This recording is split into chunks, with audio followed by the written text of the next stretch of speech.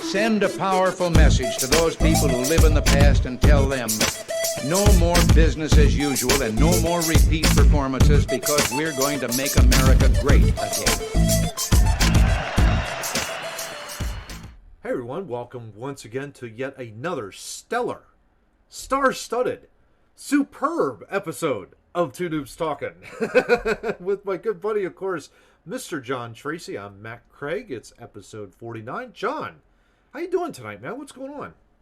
Doing very well. That was well said, by the way. Oh, well, thank you. I'm trying. And I think there's a little bit of differences. What do you think of the new format here? I kind of dig this new format. I like it. Got a little two news up there. We got a little things going on. Names down here. We're doing. Yeah. I think we're doing really well. It doesn't show that we stayed up late. It's not trying to change some edits, but yeah. Nah. But we should thank Adam Fells for his tremendous work on the banner up top there. I mean, yeah, the kids. I just thank Adam Fells for existing. Thank you for existing. You make my life easier. I would second that motion, absolutely. So, Adam, thank you very much. Give me that shout out to you, and really appreciate all the work you're doing behind the scenes to make us look somewhat good. That kind of deal. So yeah, that's not gonna happen. But he's trying really hard. We are trying really hard. So, John, before we really get started with all of our topics, we're recording this on Saturday, September 11th, of course, and it's the 20th anniversary of the infamous September 11th attacks, and just wanted to kind of get your overall thoughts on the day and, kind of not go into great detail, but, what your general thoughts are with the whole thing and where you were and what you did and all that kind of good stuff. Yeah, it's definitely a day. It's definitely a day that that pops up every year that is not the happiest of days. It's weird. Like this is one. You have very few moments in life where you remember exactly where you were, exactly who you were talking to, it goes that deep with me. I worked for a military supply company. The first person I talked to was a dude named Lee, who was a really good friend of mine back then. He was the first person to tell me about it. I remember I had to leave work early because I had a hand injury and I had to I was literally watching CNN coverage in physical therapy because I had a hand injury at the time, blah, blah, blah, blah. But like that entire day still is imprinted in my life. And I couldn't tell you what I ate for dinner yesterday. Yeah. It's funny how these events, events that are so catastrophic and life-changing and world-changing. Yeah. We were talking in pre-production right before we started. Yep. One of the main points I wanted to make is, yes, it was an American tragedy, but what I was reading up on today was 78 countries were affected by a person dying in the World Trade. That's incredible. Yeah. That's better than most Olympic Games. I would say. Yeah. Like you span that's spanning the globe. Oh, easily. I don't know exactly how many countries there are, but when you can affect 78 of them, that's pretty significant. Yeah. That shows you how big the United States is and how global the United States already is. Yeah. I mean, it really was. And you stop to think about like all the, offices that were there. I can remember, for me, it was like coming out of 9/11. I got a job with Iron Mountain, which is a huge records management company. And if it wasn't for that organization, like Morgan Stanley, who was in the Twin Towers, would not exist today if it wasn't for Iron Mountain. Because what did they do? They provided all of that company's backup, because virtually all of their offices were destroyed. Yeah. With everything that happened. I mean, that kind of gives you the idea of what was going on back then. It was crazy. Absolutely crazy. Yeah. I think one thing... Yeah, nuts. Go ahead. I'm sorry. Oh, it's just nuts. I don't know if you've got to see the last point I wanted to make. Have you seen the footage that they have? They have it. It's all over. It's on TikTok. It's on Instagram and everything. They actually have the video recording of the planes starting in the morning, like the air traffic control, right? They have it, and it shows throughout the day how there's 800,000 flights over the United States at one point. I'm just making numbers up, but Yeah, sure. you know what I mean? Well, And there's then thousands. as the day goes on, the radar just flips out, and that was the one thing that I remember, and I will never forget from September 11th is how quiet the skies were for so long. Yeah. For so long. It seemed like an eternity. It really did. It was so surreal because, you know, you're so used to that noise of the airliners flying over, you know, that kind of stuff. Yes. And you're just like, whoa, what the heck's going on? One of the great things that I do remember, though, about the whole, you know, after that day, you know, there was that spirit of camaraderie within, like, everybody had flags out the wazoo. We were talking about that in pre-production earlier. Up and down the streets. Yeah. Best memory, though, for us that I remember specifically, of course, you know, we're close with Steve, you, of course, and, you know, Kyle and Glenn and Alex, and, you know, we all got together. We all got together. We played roller hockey, Avenue Junior High, and we were all together, and we just played that Saturday night. And it was just like, okay, we're just going to continue to do what we're doing. We're not going to stop, all that kind of stuff. And we had a great time. I mean, I remember that night, like, that etched in my memory, big time, for that. So that was always a really, really good thing. But I knew, too, my father was going to go to war. There was no question. And I knew, like, even after all that happened, it was like, okay, my dad's going to be on top of this. We've got the best military in the world that's going to find these sons of bitches, and they ended up doing that. And yeah. So there is a happy ending after all of that. But yeah, that's just our thoughts on the whole thing and where we stood, for sure. So yeah, it's tough. It's a tough day, but at the same time, it's like we know what the end of the day is. Yeah. So that being said, John, let's just dive right in, shall we? I mean, why not? Fab Five update, topic number 1. And as always, there are so many things, so we're going to just rapid fire, go one after another here. We're leading off here with a Times Union piece. Yeah, let's throw this one up here. It's just amazing, right? This New York Attorney General, I mean, I give her a ton of credit here. Letitia James is just not stopping with this. Big fan. Ethics agency subpoenaed an investigation of Cuomo's book. Yes. Which you gotta love, right? At the end of the day, right, John? I mean, that piece of trash book that needs to be kindling for people's fire. How he handled the pandemic by lying about 12,000 deaths that happened but didn't happen. Yeah, and how to lead during a crisis. Get out of here! You know? I love that she's putting the screws to him. Why not? Yeah, she hasn't stopped, and that's great. Yeah. I'm all for kicking Cuomo while he's down. Absolutely. Absolutely. I mean, it was a subpoena to the Joint Commission on Public Ethics for the records to the book chronicling the administration's response to the coronavirus. Yes. What basically she's looking into, if I could just sum it up. So he made outside money.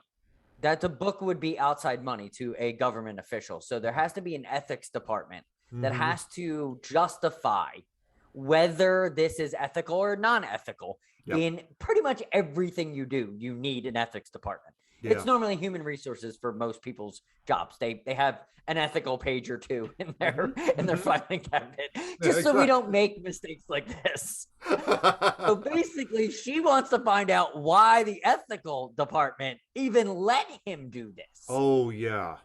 So this isn't just him. This is the corruption inside the corruption. Because there's an ethics department that probably shouldn't allow this to happen technically. No doubt. Yeah, and that, I think, I give her all. How governors don't get bribed. This is you got to follow these. Follow these things. And good on her to continue the momentum, because she has not stopped. She hasn't gone like, oh, okay, he's out of office, I can move on now. No, we're gonna button this whole thing up. Reminds me a lot of Giuliani. Yeah. And Giuliani's son, how they're not going to curtail to politicians. Exactly. Yeah. They're good. Citizens. Yeah. Exactly. Just to jump on the 9/11 Americans Mayor, everybody remembers it was Giuliani handled it better than Bush did. Yeah. And many people wrote that and said that for a while. Oh, we yeah. were more interested in what Giuliani was saying and how he handled September 11th than we were about the president of the United President States. of the United States. Yeah. We've been at these, passes before. Oh, but... for sure. Absolutely. Yeah. Well, let's move on a little bit more. The Riddler, Johnny. Dr. Anthony Fauci. Daily Caller article. Your favorite guy. Yeah, this guy, I hope, if you're Rand Paul, I mean, my God, more on that in a minute, but newly released documents show Fauci was untruthful about Wuhan coronavirus research. And so Matt, before we get any further, go for it. Does that mean there was gain of function research in the Wuhan lab? Is that what that means? I like to think it was, yeah. Okay, I think so, yeah. Okay, let's go. Let's move on. I just wanted to know. I wasn't sure if Fauci was linked to gain of function. Yeah, I think so. Yeah, I think that's pretty much what it was. Of course, he was denying it all over the place. When he was testifying in front of Rand Paul, which I don't think you really want to do. Over and over again. Yeah, over and over again. Exactly. I wouldn't lie to Rand Paul. No, because he will not let this go. I would not lie to Rand Paul. No. Because Rand Paul, wake me up in the middle of the night, be like, I found it. Found your one lie. Damn it. Be like hanging up the phone real quick. Oh my gosh, that's too funny. Yeah, Rand Paul's a nutcase. Why would you lie to Rand Paul? You're dumb. Fauci, you're dumb. Yeah. You're dumb. You're a fool. And you're a Riddler. You're dumb. Because that's exactly who you are. But, I mean, essentially, this article talks about The Intercept. Go into that article, you'll see the document. 900-page documentation showing that the organization that Fauci runs, the National Institute of Allergy and Infectious Diseases, John, provided federal funds to the U.S. nonprofit group Eco Health Alliance, which just screams administrative state corruption, does it not? Oh Seriously. my God! You couldn't come up with a worse name. Yeah, exactly. The Eco. That's literally like China putting ships with the X out of the whales. Like, we don't kill whales. Exactly. Really, bro? Really, bro?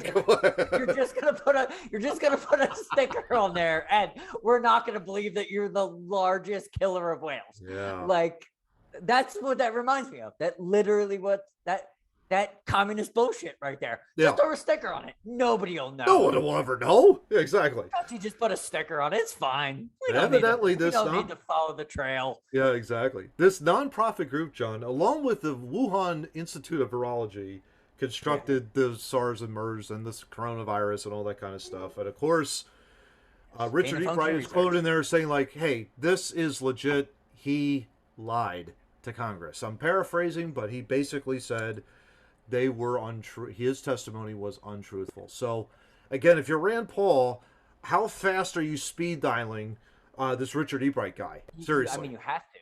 You have to get him to testify. Yeah. Yeah, immediately. You got to put this dude in prison at this point. Exactly. This dude is wantingly and willingly working with communist China to do gain of function research. And if you don't know what gain of function research is, taking animal viruses and turning them into human viruses and then just letting them go.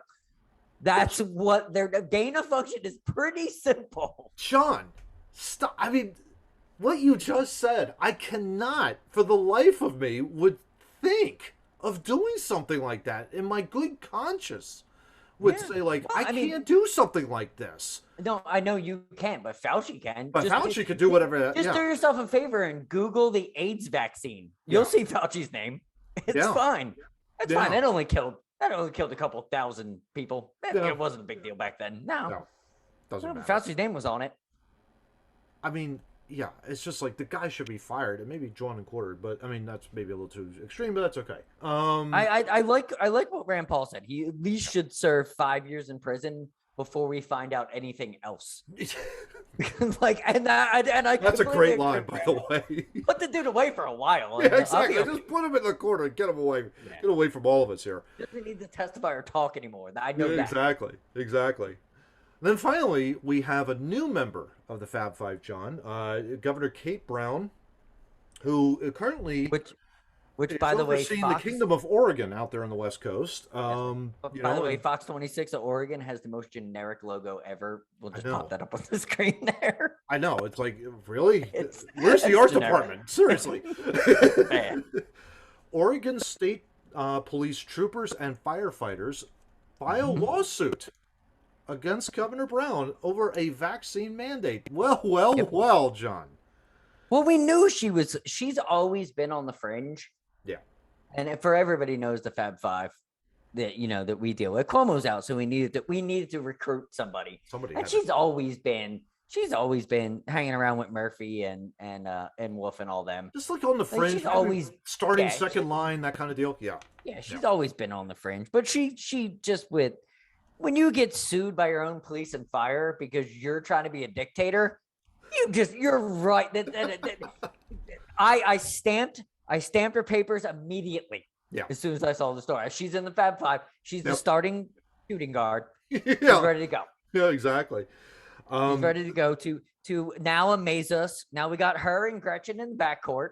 We're gonna see how this goes. Oh my gosh, this is gonna be terrible. The guy that's running, the lawyer, Five of the stupidest people. Oh yeah, 100%.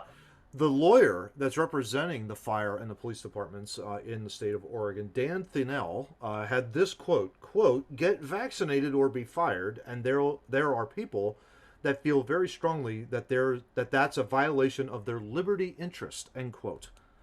I don't know how else to put that even more succinctly than that is a brilliant statement, really, at the end of the day. I mean, we know all these, and we're going to get into this in a minute, but we know all these mask mandates, these vaccine mandates, any of these mandates from the federal government or local government is going to be met by lawsuit. Larry Elder even said it best, who's running for governor after Newsom gets booted. So we're going to need another Fab Five member. So if anybody, just email us. If you got a scumbag governor, let us know. TwoNoobsTalking@gmail.com right there. Exactly.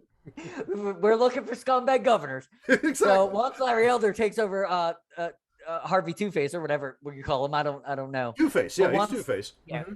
Yep. But Larry Elder said it best. He's gonna join. If we could just put up the 17 states that are already against the vaccine mandate right here. Let's do it. And you'll see there, Texas, Indiana just came out and said they were going to be one. New Mexico hasn't joined the party. Louisiana hasn't joined the party, but Arizona's there. Yeah. Florida's there. There's Alabama, Mississippi, I believe. Yeah. So there's a bunch of them that already said they're not going to do this. So they're going to sue the government. Yeah. So it's going to go to the Supreme Court. That's what Larry Elder was talking about. He said he was going to join. Yeah. As soon as he becomes governor. Yeah. Mm-hmm. He's going to join right away. So you're going to have it's going to be split 25-25, I think, by at least 3 weeks from now? I would think so. Yeah. I would easily think that this thing is going to be split 50-50. Yeah. Yeah. What really bothers me about the whole thing with the vaccine mandates and everything is really just the idea, the lack of alternative ideas. And we'll get into this. So, I mean, why don't we just jump right into the second topic? Talking about the vaccine. No, absolutely. No, you're absolutely right. I think that was so poignant to say it that way. Yeah, because it's the worst. Yeah. Version of lack of ideas I think I've ever seen from the federal government and the private sector. To be honest with you. Yes, like the idea of not having like ivermectin. The horse, what is it? The horse dewormer pill that Joe Rogan took. The thing that kills everybody. Yeah, exactly. I mean, well, and I guess we'll talk about the media in regards to that in just a few minutes. But really, it's either you get the vaccine, or you don't.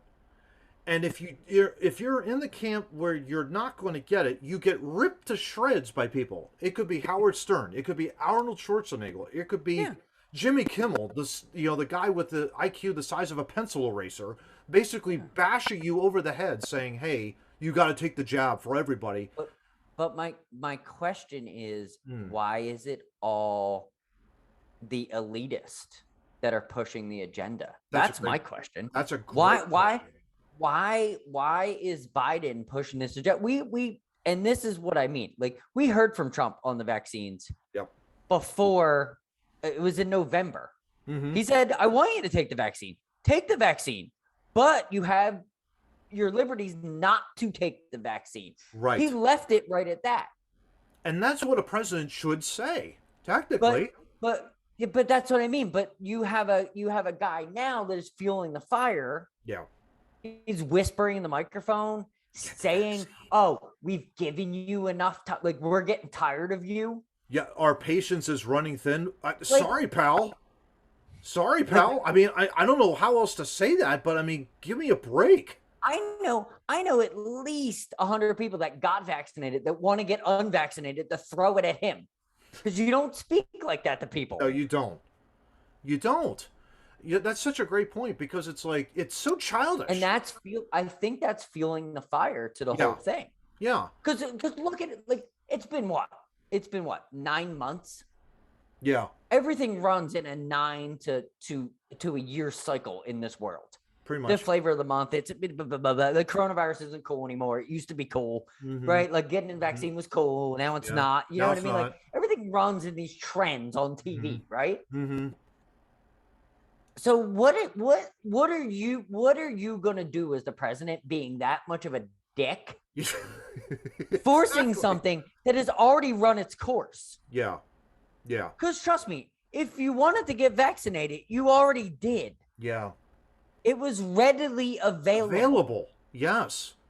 Readily that was it. If anything, it was slowed in the down. beginning. At the beginning, I was just going to say, John, at the beginning, it took forever to get it out. Then they finally got their act together and got it out. Now they're pissed off that people don't want to take it. It's like, but now there's signs in HEB, my grocery store, Target, Walmart, even the ER center right by my house. Like driving by any of them, literally no waiting, COVID vaccine anytime you want them. Ditto. Like it's readily available. Trust me, the people who are not taking it are not interested in taking it. Exactly. If anything, they want to see it play out over the long haul. And, it's like but the opposite effect from all the federal government, from all those celebrities I've just mentioned, is push. We've got to fill this quota by the end of the year. I'm convinced of it. I don't know what this quota is. No, I completely agree with you. But why? And if let's just say that's true, right? Mm-hmm. There is a quota. They're trying to fill a quota. They're trying to backlog. They're trying to make their money back because it's a free vaccine. Sure. But what do you think the boosters are? Your insurance is going to pay for that. What did I say in pre-production? It's a glorified flu shot at that point. So it's like, okay, I don't need to take that. But that's what the boosters are. It's the way they make the kickback on the double shot, on the 2 shots that they gave away for free. Dude, drug dealers are drug dealers. Plain and simple. Like it doesn't change. Coke to vaccines are that. It's drug dealers or drug dealers. Yeah. It's always about the comeback. Didn't anybody watch, didn't anybody listen to any good movie in the 90s?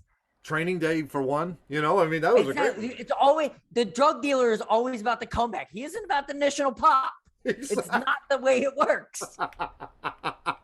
It's not the way it works. Exactly. So just getting that up, me trying to be funny, but also being serious, because drug dealing works differently than that. You give away the first free, but they'll get what they're thinking is, if they tell you there's 150 boosters over the course of your 60-year life. Yep. How much are they charging the insurance companies? They're not charging them $1. No. We know with insurance companies, they're probably charging them what? $100,000 per shot? Who knows? Yeah, exactly. Who the heck knows? It'll save everybody's life. I think it was over $1 billion for Moderna and Pfizer each. Mm-hmm. Easily over $1 billion. I don't know the exact figure, but I know it was over $1 billion that they went into a contract with the federal government to get the emergency use authorization done. Yeah.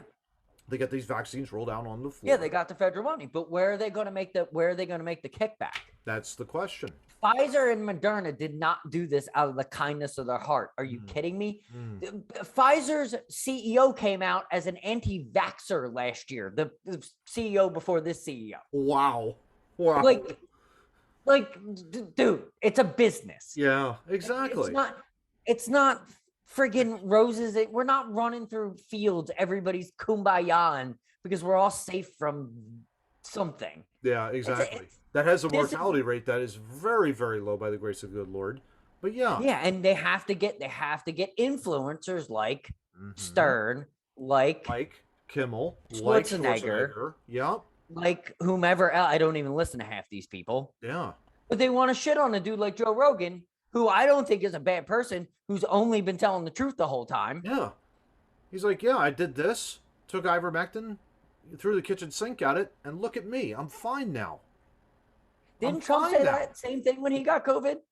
Yeah. I think if we run those videos actually parallel, they said the exact same thing. Yeah, no doubt about that.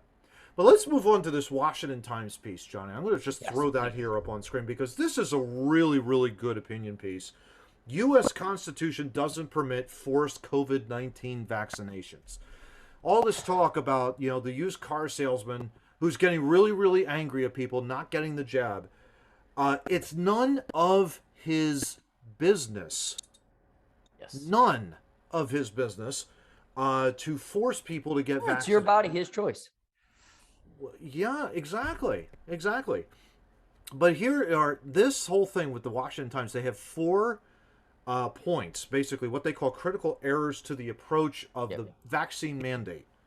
And we're gonna get these up on the screen for everybody. Throw them right over here right now. So the first one is forced vaccinators fundamentally mistake the political theory and foundational principles undergirding the American republic. Our system is founded on a presumption of individual liberty rather than on freewheeling government action held to be legitimate unless prohibited. John, pretty straightforward, right?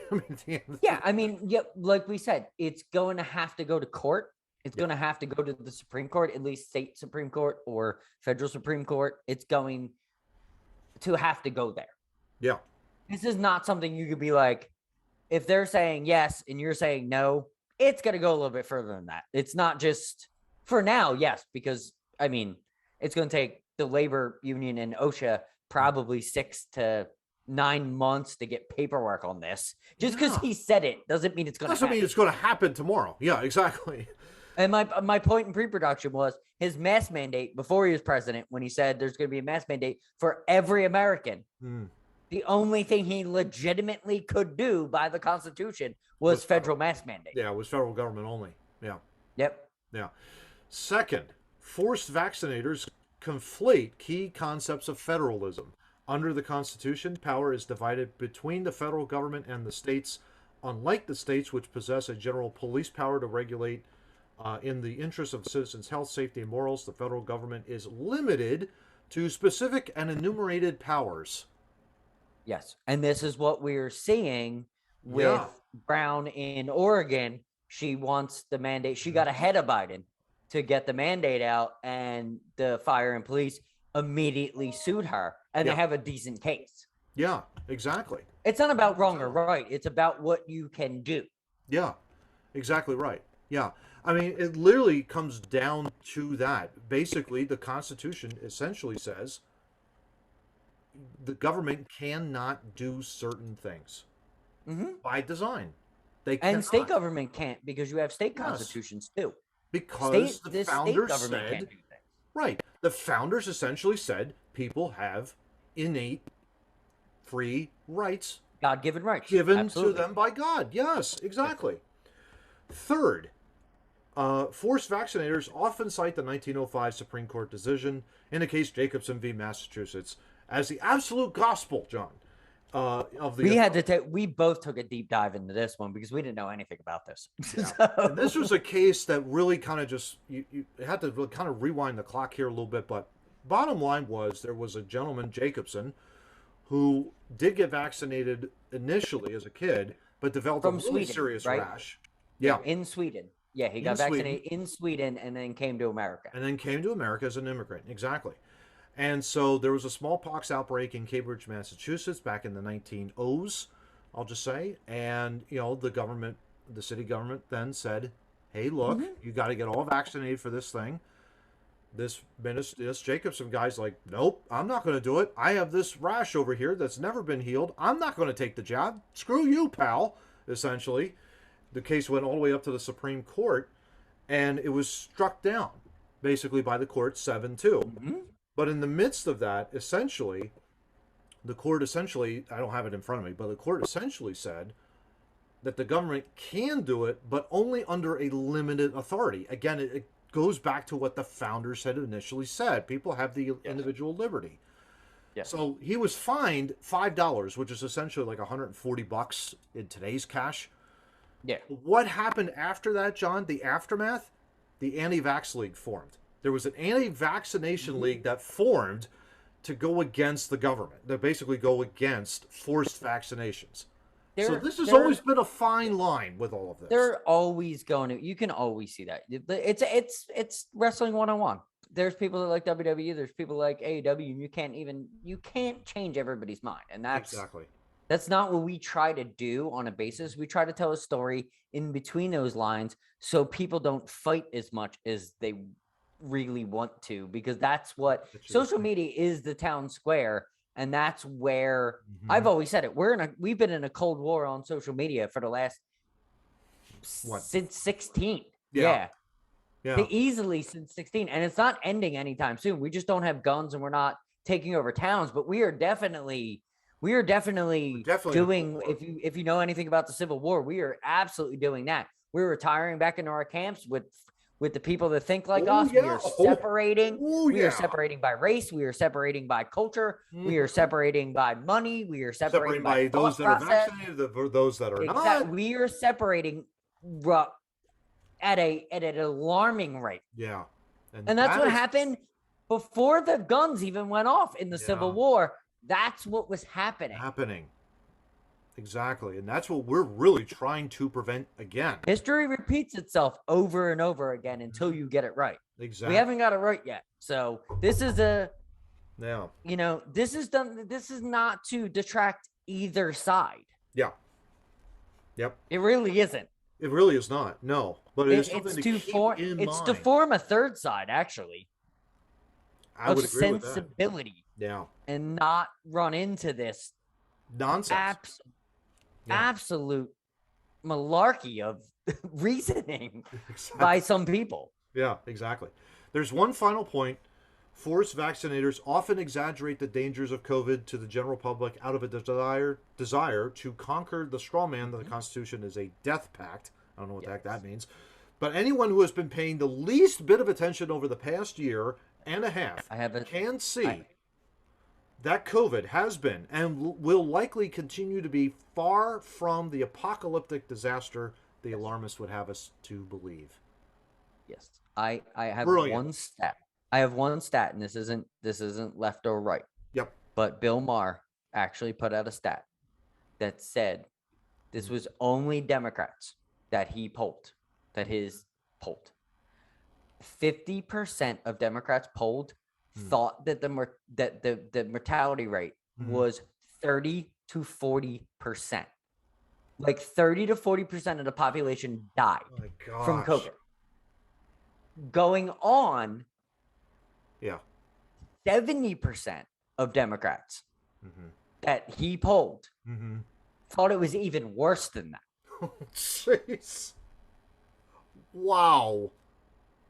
We're talking about a mortality rate that is 0.4%. Yeah. Of a world population. Yep. 0.4%. Yeah. Right?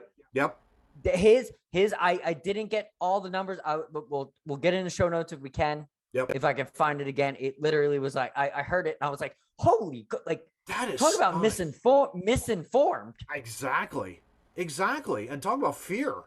Holy cow, when you hear it's 30 to 40%, it's not even close to that. And I'm not talking about the normal human beings. I'm not trying to offend anybody. Yep. I think he was going after the CNN, MSNBC, the ones that the ones that don't watch the other side. I think that's what he was making a point of. I would agree. Yeah. So he was going full on, not free thinking, not critical thinking at all. He was just giving a point, like there are people that are scared to death because they're uninformed. Yeah, exactly. Yeah, and I think that was his grand point. That was his grand point. And well, it kind of leads really beautifully into our third topic. Really, it's really been the week of media misinformation and disinformation. We have all kinds of articles. One of them, of course, we're going to throw up here on screen, the New York Post. lies, omissions, and false fact checks. A banner week for media disinformation, John. I mean, it was pretty much, of course, you get the photo of Biden checking his watch, right? Yes. And it was like, oh, he only checked his watch once. Well, he checked it multiple times. USA Today said he only checked it once at the end. The crayon of the newspaper world, USA Today. Come on. When at least 3, it could have been more, of the military families said he was doing it the whole time. The whole time. And it's like the correction that USA Today offered was that it was in the error was due to missing context. And the New York Post is kind of going, "Are you kidding me right now? What the hell are you talking about?" That's the biggest bunch of bullshit we've seen with fact checking. It really is amazing. Yeah. It's missing context. Like it basically what fact checking is. Sloppy. Fact checking is skirting around the First Amendment. It is. That's all they're doing. Yeah. It's a legal way to skirt around to make you look like a liar when you're telling the truth. When you're telling the truth, yeah. That's communist tactics. Yeah. 101. 101. I completely agree with 101. that. Yep. Like literal 101. Then of course any history.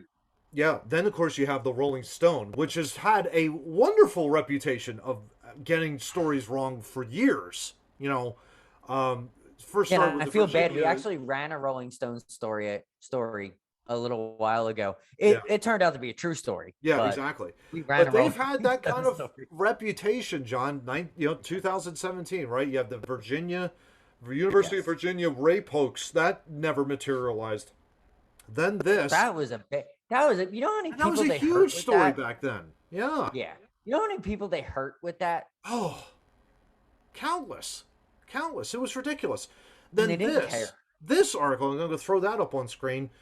They falsely claimed an ivermectin overdose in Oklahoma was basically, people were getting shot apparently, and they were bleeding to death, waiting to be healed because people were getting overloaded with ivermectin. None of it was true. None of it. Check this Breitbart article out because they break it down to the fact that the photo that the Rolling Stone used was a photo from the COVID-19 vaccine line. They didn't even use an actual photo. They grabbed a photo that they had before. Like, they put no work into it. Oh, just unbelievable. I love this quote. And the source that they used was a guy that didn't work there for 3 months. A doctor that hadn't worked in that hospital for 3 months. Like, they are the epitome of a piece of shit. When John, it comes to that's media. like incredibly lazy. I'm sorry. That's just so lazy. That's even more than lazy. I mean, I'm lazy on a day-to-day basis. Oh, sure. Yeah, I don't sit here and make shit up and then be like, hey, let's put this on Two Noobs. Like, I just made up a story. Look at me. I just made up a story right here. Look at that. Times yesterday. Look, I got footage of them. No, we're not doing that. No. They're doing that. That's what they're doing. That's what they're doing, yeah. And the thing is, too, I love this. Multiple media outlets from The Guardian to Rachel Maddow to the BBC ran with the story, all of them proclaiming how medicine used to treat horses has threatened to crash Oklahoma's healthcare system. Just one problem, the story was false. Yes. I mean, it's just false. Just so we can get the ivermectin thing out of the way, it won the Nobel Prize. Yep. Its founder won the Nobel Prize in medicine. For medical research. Yeah. To control SARS and MERS and any type of coronaviruses. People that have had really essentially...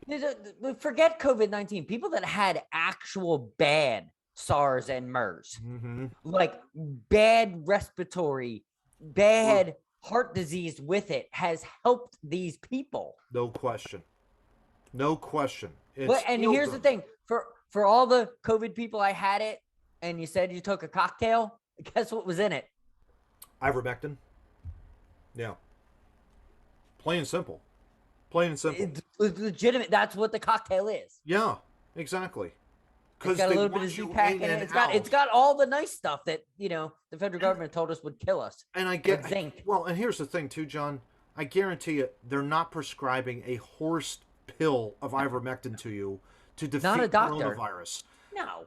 The medical community is not that stupid to give you a horse pill to, basically heal you. That is ridiculous. But that's what the media wants you to think, that there's crack pack doctors like, oh, I'll fix it. You take this hormone, and it leads. It's the ridiculousness to it, because you got Alex Jones on his InfoWars, right? Literally licking ivermectin out of the tube of the dewormer and be like, it's not gonna kill you.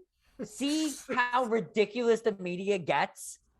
So stupid. Just so. This is the whole thing that we've talked about the whole time, and we're gonna have a doctor on the show in a couple episodes. Yep. And I'm going to heed these words, because he's an amazing human being. Yep. And I'm sure he'll agree with these words. Absolutely. Before you do anything remotely medical to yourself, consult someone that knows something. Exactly. Talk to your doctor. That's simple. Talk to your doctor. Can't make it any simpler than that. If you don't believe in that, yeah, whatever you believe in, go over there and consult that. Exactly. Don't listen to. Do not do anything that the media says. Yeah. Yeah. Please. For the love of God. Yeah. For the love of God, don't disclaimer listen on the screen. Yeah. Don't listen to the media for any advice. Yeah. Flash that on screen right now. They're not leading you anywhere. Johnny, let's move on from that. I mean, now we got all the BS out of the way, right? I mean, that was a lot of it, but fortunately we got that out of here. Yes. We got as quick as California is going to get rid of Newsom. Exactly. We got a really sad story, but a great human being that we are going to miss terribly. Absolutely. Big Daddy Graham passing away over the last, I think it was a couple days ago, if I'm not mistaken, bud. Yes. I'm going to let you have the floor. Because you had a great talk with me about it, and I just want you to share your thoughts about him to me and to the audience. Yeah, what are your thoughts on Big Daddy Graham?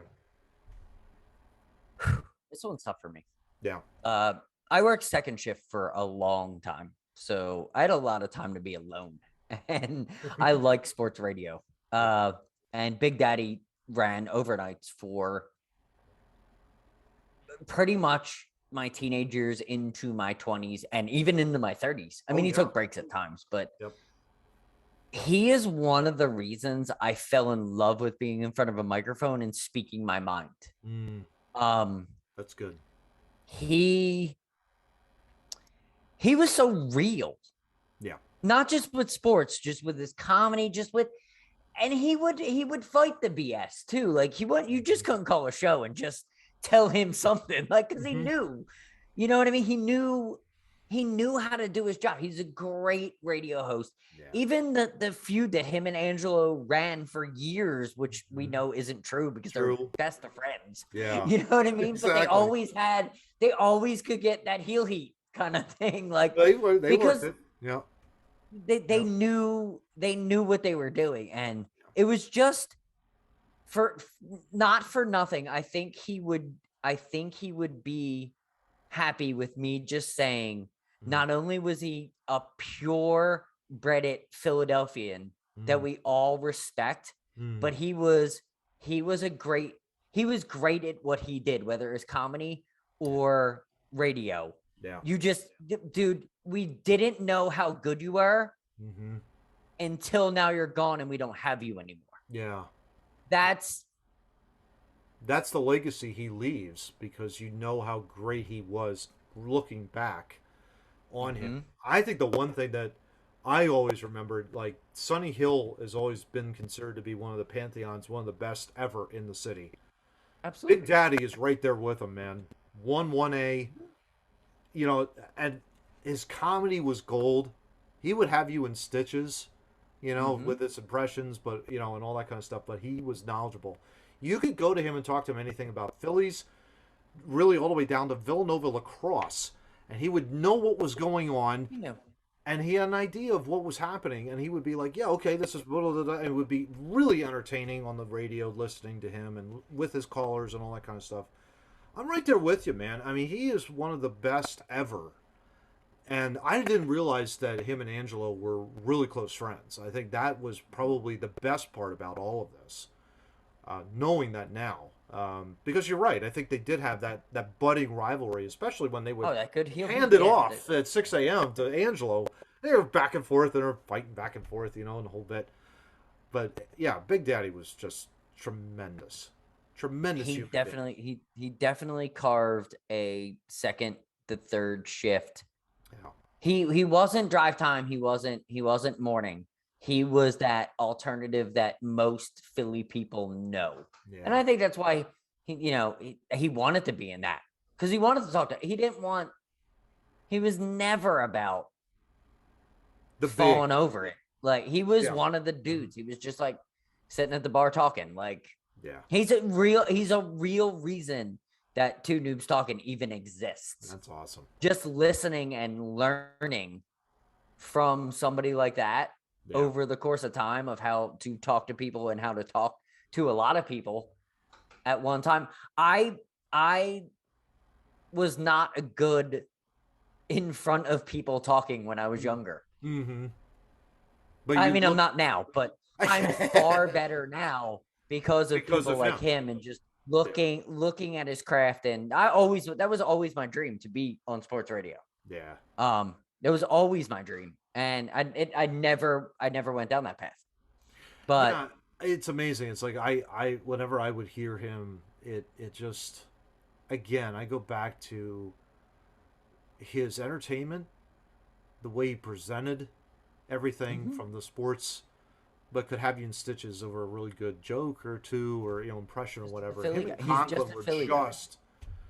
and Conklin were just gold, absolute gold together when they would get together and collaborate. But yeah, you're gonna miss the guy like that. It's like you just don't see that kind of talent. He wasn't on the radio for a while, and I'm pretty sure Philly missed him for a while. But just to know, it just sucks. Yeah, it sucks.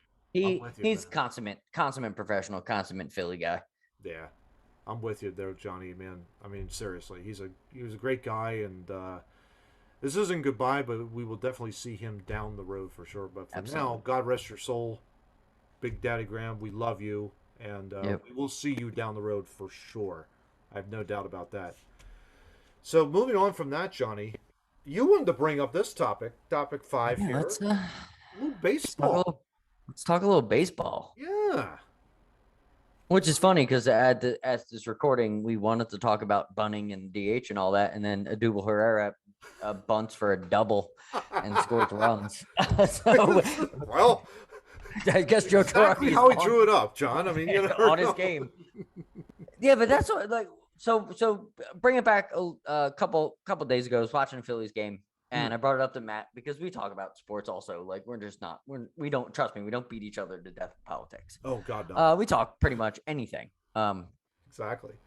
So Ruben Amaro was on with I think he was doing a Sunday game or what, I don't know. It was probably an away Sunday game or something like that, where Ruben, he's like the ninth guy in the booth. Yeah. Like, when you hear Ruben, you're like, man, they must be far away from home. Exactly. Because Schmidt ain't going there. Oh, no. Clark ain't flying. So, so just the laughter. I bet Davis has a family to the run. Yeah, so exactly. The fact that they have Ruben Amaro is like the ninth guy. But he waxed some intellectual on me, and it made me really think. And then I had to take it to Matt because I'm like, this is something we could probably talk about. Yeah. He was talking about, so a pinch hitter came up to bunt and couldn't successfully, with no outs, get the runner to second. And he went off on a tangent about how they don't teach this at any level. They don't start teaching bunting until AA. He's talking about how you fix baseball is how you start teaching this earlier. And I'm like, my brain's going, just if you don't know much about baseball, there's like instructional league, there's single A, there's like single AA. There's like a bunch of things. Cal Ripken League. There's Little League, for crying out loud. Yeah. Well, I'm just in the majors is what I'm talking about. Yeah, like, sure. Yeah. Triple A. There's East Coast League. Like, you're playing Winter Bowl over here. I went when in Idaho. I was at an instructional A league. I didn't even know what that was. Tickets were $6. I bought a hat for $35 because it was awesome. My son has a hat. But they were called the Chunkers. It was instructional single A. You know what that means? Yeah. Go ahead. I have no idea, but there's a league in which they teach people. That's awesome. And he's saying that this doesn't even happen there. Wow, that's stunning to me. That is That absolutely blows stunning. my mind. So I'm like, Yeah, it does. so you play baseball. And my Mm-hmm. second son, he is Mm-hmm. playing high school baseball now. Mm-hmm. And I worry if he even goes to college and plays. Like, Will they teach him how to where bunt? is the instruction? How is it that if Yeah. you're only teaching it at double A is one. So there's double A, triple A, and then the And then the majors. majors. So this is 2 rungs down from the major leagues. That's what I'm saying. So you're like, how can that would be like you No. getting out of college, right? Yeah. Mm-hmm. Or for whatever you went to college for, right? Yep. Mm-hmm. And they're like, well, just do you. And then when you get close, We'll teach you this one fundamental we'll thing. teach you this one thing, and you got to master it within 3 years. That's ludicrous. Stunning to me. Yeah, I would totally agree with that, John. That is stunning. I understand why bunting is bad in the major leagues now. This kind of just brings to mind. I would agree with. This kind of brings to mind, like all the way back in the. I'm dating myself, but like in the mid to late '80s. Yeah. Whitey, right? I mean, with Harry. I'll never forget this. It was always like, the pitcher was trying to get, I think it was a Philly batter. I can't remember who it was. He was trying to lay down, couldn't lay down a bunt to save his life. I think it might have been 49 Tommy Green. And it pissed off Whitey so much that he basically said, I cannot believe they cannot put this bunt down. I'm going to have to leave the booth to go down there to bunt for him. And I about died laughing. But it was true. It was true. That's also the coach back there, because he probably went down there and gave that dude a piece of mind. I think it was Tommy Absolutely. Green. I really do. I think it was Tommy Green couldn't lay down a bunt. I think I remember that game literally. I'll have to look it up. I don't quote me on that, but yeah, I literally I think it was a pitcher and he couldn't do it. But he couldn't do it. What he didn't know what to do with himself. Like, he was lost. Yeah. But he probably went down and put a foot in that dude's ass. Like, why can't you? Dude, bunt? this is how you do it. We're gonna do. You want to do like 1,000 bunts? We're gonna do it right now. Boom, boom, boom. But that's to Ruben's point. That's kind of what I wanted to bring it up. Yeah. He was like, it's gotta be a organization, and this is where I say it all the time, and I know you agree with me. ESPN screwed up sports. Yep. This is one of the instances where you see it. Well, what's more sexier to do, a bunt or a home run? If you're to me, a bunt. I bet, to be honest with you, a double Herrera bunting down the third base line for a double. Dude. I could care less if he hits a home run. Doing stuff like that, that's exciting to me. That is very exciting. I love baseball in a way that is none of anybody else's business. Yeah, exactly. You know what I mean? Yeah, totally. That's what baseball is. Mm-hmm. Yeah, I think also too, the art of small ball, not just within the diamond, but outside of it, the loss of the double, the loss of a really good line drive single. You don't see that anymore. You just don't see it. The suicide squeeze. The suicide squeeze you don't see anymore. Let's even just go back to, so Chooch used to like the high fastball. We'll go back to the 08, right? Yep. Mm-hmm. But what would Chooch do when he got a pitch middle in? He'd slap it between third and short to move the runners because he could hit. Yeah. That we're missing that. That's what we're missing in the game now. Yes. And essentially what the game has really turned into is you get a guy on, but you don't move him over, and you certainly don't steal a base. You either try and get another guy on, then you go for the long ball to get that 3-run home run. But that's also like we said, that's baseball heeding to ESPN, because all ESPN you're not going to the White Sox aren't going to get on ESPN if they're not hitting home runs. Exactly. That's legitimately what we're looking at. Yeah, exactly. It's just they're not going to show those second tier teams because all they just want the Bryce Harpers. They did it with, why do you think the Phillies got on ESPN for so many years with Ryan Howard hitting bombs? That's all they wanted to see. That's all they wanted to see. That's quick. It's to the point. Oh, look at this home run. It doesn't matter. We lost 6-4. Mm-hmm. Yeah. Oh, look at how far he hit it. It's the same thing with football. Hockey's dealing with it. Basketball's dealing with it. Yeah. But the lost art of the manufactured run, because especially when you have a guy on second base with nobody out. That's an easy score with no outs. Yeah. That's an easy. The That's mentality, a bunt, though. That's a bunt and a fly out. Exactly. The mentality, though, John, is Hit the you home run. don't move them to third. You have to hit the ball either away. You know, it's like you don't manufacture that run by a bunt and a sacrifice fly. You manufacture the run with a hit up the middle or something like that to score the runner from second. You make it harder on the runner at second to round third and come home, as opposed to move the runner over, sack fly, he trots home. Yeah. Why Less not injury. hit the ball? Why? But this is also fundamentals, because why not? Why not in that situation? Why not just hit the ball to the right side of the field? Why not hit to the second baseman? He can't make that throw.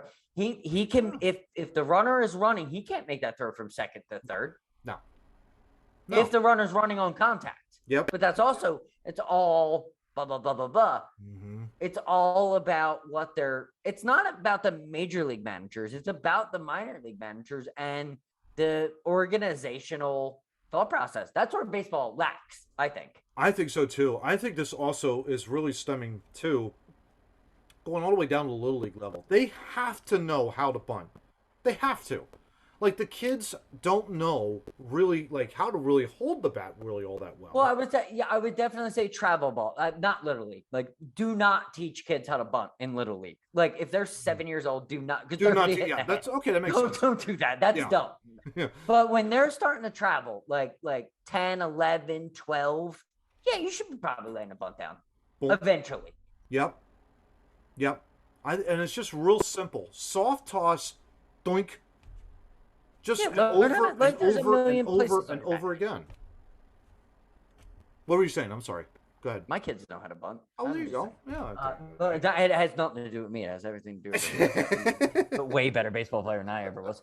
Yeah, I mean, the act of just that is really, it's missing. And I think that's what, it is. It is. I think, to your point, the ESPN-ification, I guess you could say, if that's such a word. We can use it. Like, can it be F-ication, like education, but with an F in front of it? F in front of it? Our own to where, like, it's. I'll work on that. Yeah. Yeah, it's what ESPN has done to this society that I hate them for. Yeah.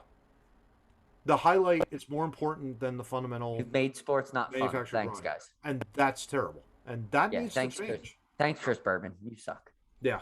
You don't need to go. So just real quick, baseball. We could just one hit it. Me, you, DH, non-DH. What do you think? If I had to say, being the baseball, I hate to say baseball purist because it's like I'm only going 45 years here. I grew up. You are purist. Well, yeah, there you go. I grew up. I grew up with the National League. With pitcher batting, and with the American League without the pitcher batting, DH. I prefer to keep it that way.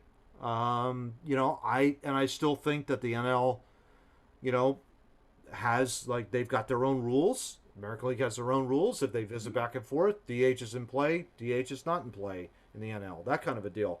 So for me, I don't want to see the DH come into the National League. Do I think it is going to happen, though? Yeah, I do think it's going to happen because you have Manfred, the idiot, that basically said, oh, we got to make sure that our pitchers are safe over a 60-game regular season. Therefore, we're going to take them out and going to have a, DH placed in. Get out of here. No. That was they were checking to see if fans would still show up. That's what they were doing. That's all that was. That's all they could get into the pitch.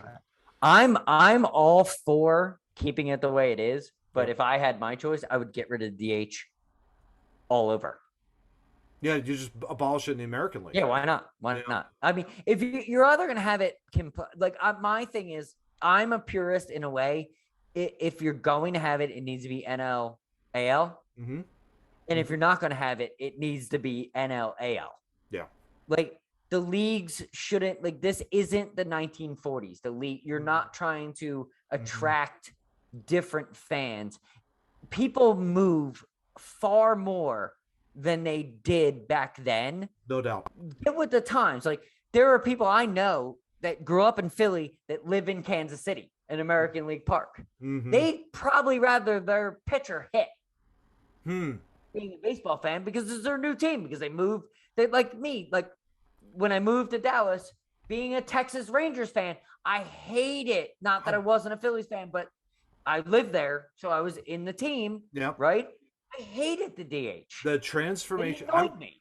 I remember that was the one thing. I remember going to a Baltimore Orioles game with my dad down in Camden Yards. It was 96, sold out the whole bit. And both teams, of course, using the DH. And it was weird. It was like, it's a very simplistic, I hate to say that, but it is, simplistic way to fill out a lineup card. You don't have to do a double switch. You don't have to do any of this stuff. That's what makes the game, I think, so great, is to be able to do double switches when it does come. You're able or to if you're Joe Madden, you do like a triple switch and a guy comes out of the stands and plays. It's weird. Well, I mean, come on, but yeah, but that's the whole point of the symphony of baseball. Beautiful. The symphony of baseball is Wilson. What was it? Wilson Valdez pitching in a late inning game. Oh yeah. Chooch playing third base. You get what I'm putting down? 100%. That's the love of that stuff happens. Mitch Williams pinch hitting in a 22 inning game when it's 4:00 in the morning, and but that's baseball. Not everybody's gonna like baseball, but we're not asking everybody to like baseball. Like it. Exactly. And that's my problem with ESPN is they're trying to force baseball down everybody's throat. It's not for everybody. It's not for everybody. Exactly. Yeah. No, that's a great point. Absolutely. Well, John, to close out episode 49 of Two Noobs Talking, you found this wonderful video here. It is a dive into the U.S. naval history aboard the submarine Bakuna. It is in Philadelphia. No surprise that both of us are coming from Philly. This is from 6 ABC News. Absolutely. So and if you guys get a chance to go out, check this thing out. Absolutely. You can go on tours. Exactly. So we're going to go ahead and play this clip. Hopefully, if it decides to run. Here we go. Well, take your time. I'll meet you on the other side.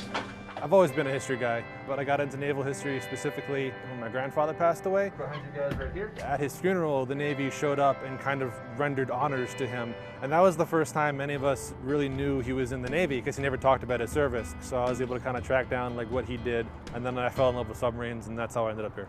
16 cylinders, 1,600 horsepower. So you come aboard, you can experience the cramped, confined spaces, what it was like for the crew to live aboard for 2 months.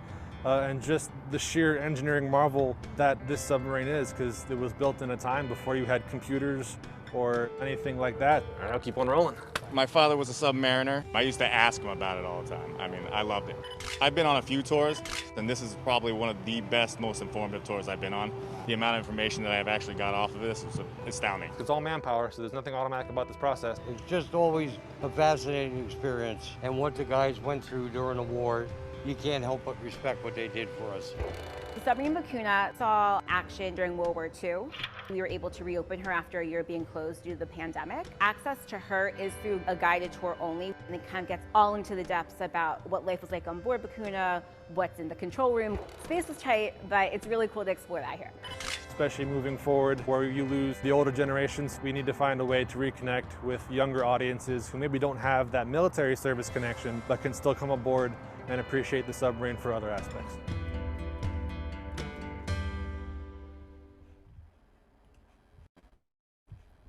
Great stuff, Johnny.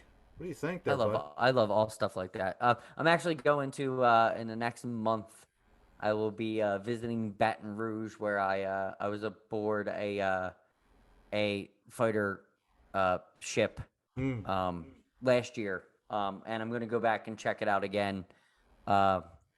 It's just, I like that kind of stuff, so I just wanted to pass that along. It's just history is so cool to me, and especially military history. The fact that the dude is running guided tours, didn't even know his grandfather was in the military, totally is the World War II generation. No doubt. No Like, doubt. oh yeah, I did that. I did. He's probably smoking a cigar sitting out back. Yeah. Oh, we just went over and knocked those Nazis out. You know, it was fine. I was back. With your Exactly. grandmother. No big deal. You know what I Cup mean? of Like coffee, I was those, done. you hear those stories constantly. They're like, that wasn't anything. Exactly. You know, it was harder to Right. get meat in the 30s. Like Exactly. they Exactly. literally just they their love for life and their military service is unparalleled to anything No doubt. we see. Amen. It's to that, just brother. incredible. Yeah. When the last one dies is going to be the Oh. saddest time. I know. It's And they're just getting gonna up there. I know but- they're getting. Yeah. But We keep finding them though. We keep finding Yes, them. and Yeah. we're gonna keep finding them as long as we can. Exactly. But we also have great soldiers like your father and my cousin Joey, who 26 years in the Air Force. Like absolutely, like we have go these wrong with people that. that affected us in ways No doubt. to where we want to keep this going, and we will. We Oh, absolutely- no doubt. They have no doubt about my mind. One thing I no will say soldier before left we behind ever with us. Yeah, one thing I will say before we get the heck out of here, really the one thing that I always remember, not necessarily that submarine because that was awesome, but that kind of reminded me of going on the battleship New Jersey. Mm-hmm. That's also on the Delaware Very River. cool, very cool. If you Really haven't done cool if you ever get a chance to go there. Check that out because that is a World War II battleship basically that survived the war and came back, and it's a beautiful, beautiful ship. Dad went into it and he was just like, I've never been into a naval ship, and That he is went in there and he was just like, this is really freaking cool. It's kind of like a tank on on the water. And he was like, yeah, exactly. Awesome. Can't go Yeah, wrong with that. I've been in a few. They're all over the country. If you're looking to do any of that, there's museums and there are ships all over. No doubt. All over that you could tour, and it's one of the coolest things. I've done a couple of them. That's awesome. It's fun. Great stuff. Yeah. So with that being said, that's it, Johnny. Episode 49, Two Noobs Talking is in the can. Well, we'll be soon, but we're done. So I can leave. Okay, cool. Exactly, we're out here. But before we go, let's talk a little socials, of course. One of which we're going to permanently ban. Since they love to ban other people, we're going to ban them. Facebook is banned. They're banned, from Two Noobs. Yeah. So you get a little ban sign up there. But what we're trying to do, and we are working hard, but not nearly as hard as we could be. TikTok, Clapper, and Instagram to get short videos that will lead you to really our YouTube channel, of course, and that's the Two Noobs Talking podcast. You can check us out on YouTube, like, share, and subscribe to our videos. Help us get the word out in that regard. And of course, on our audio side, we love our audio listeners. We're all over the place in the United States and even in Brazil, even all the way back in the absolutely. the day. Thanks to Podbean, who host us. We are on Apple Podcasts, Google Podcasts. We are on iHeartRadio. We are Googleable on Google. Just Two Noobs Talking podcast, and literally we pop up on we're on anything that we have. We're also on Spotify. They suck, but we're on there. If you want to listen there, it's fine. But Spotify does suck. Just so if you're listening to this on Spotify, I'm telling you, Spotify sucks. Exactly. Just want to cover that.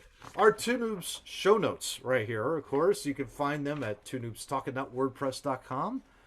If you go there and enter in your email address and hit the enter button, these show notes that I'm holding here in my hands, they magically appear in your inbox the very next day. How freaking only cool. if we upload them the day that we upload everything. Well, I mean, we got to do that, yeah. It might be a little bit of an issue, but Sometimes. But that's it, Johnny. Episode 49 is in the can, brother. Got anything final to say before we finally get the heck out of here? The only number 49 I could think of was a Flyers goalie that I can't remember his name. Oh, gosh. We're going to have to do that in post-production. Exactly. I think there was two of them. I think you're right. But I don't know their names. So that's why we did not do any number homework. Maybe we could give that homework assignment to somebody who will join us in episode 50. Until then, episode 50, look out, because that dude's a nutcase and he's coming in hot. He's coming in hot. Exactly. Until then, talk to you all next week. Take care. This country was founded by geniuses, but it's being run by a bunch of idiots. Why do the members of the United States Senate continue to double down on stupid?